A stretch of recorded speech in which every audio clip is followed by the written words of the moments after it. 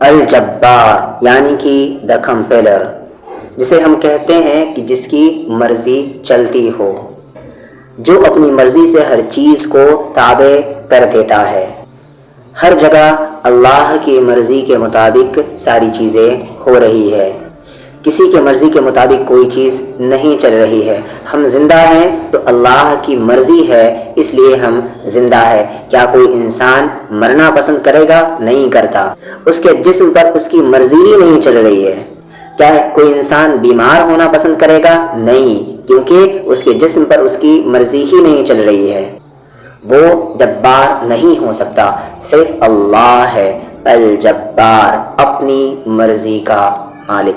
پھر دوسری چیز کیا ہے؟ اسے کوئی پوچھنے والا نہیں ہے۔ ہم سے کوئی پوچھ سکتا ہے کہ تم نے ایسا کیوں کیا یا کیوں نہیں کیا؟ اللہ کو کوئی پوچھنے والا نہیں ہے، اسے کوئی پوچھ نہیں سکتا، وہ الجبار ہے۔ المتکبر، حقیقی تکبر کا مالک، دا سپریم، جو بڑائی کے لائق ہو، یعنی کہ جو تکبر کے کیپیبل ہو۔ انسان کی یہ حیثیت نہیں ہے کہ وہ تکبر کرے، اسی لیے اللہ تکبر کو پسند نہیں کرتا۔ الخالق، ہر چیز کو پیدا کرنے والا، دا کریٹر۔ الباری، الباری دا ایوالور، اشیاء کو ناپ تول کر پیدا کرنے والا، ایوالور جسے ہم کہتے ہیں۔ بے مثال صورت بنانے والا، وجود میں لانے والا، جیسے کہ اللہ تعالیٰ نے انسانوں اور جانوروں کو اور دیگر دوسری چیزوں کو شکلیں عطا کی۔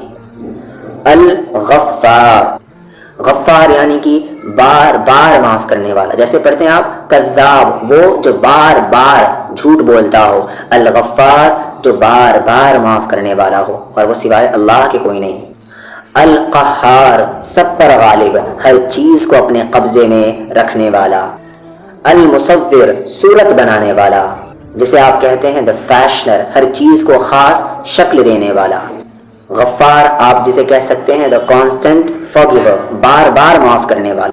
الوہاب، بہت زیادہ عطا کرنے والا، دا سپریم بیسٹور، بغیر کسی شرط کے عطا کرنے والا، اپنے فرما بردار کو بھی عطا کرتا ہے، اپنے نافرمان کو بھی عطا کرتا ہے۔ جسے چاہتا ہے اولاد دیتا ہے، صحت دیتا ہے، رزق دیتا ہے اور ہدایت دیتا ہے۔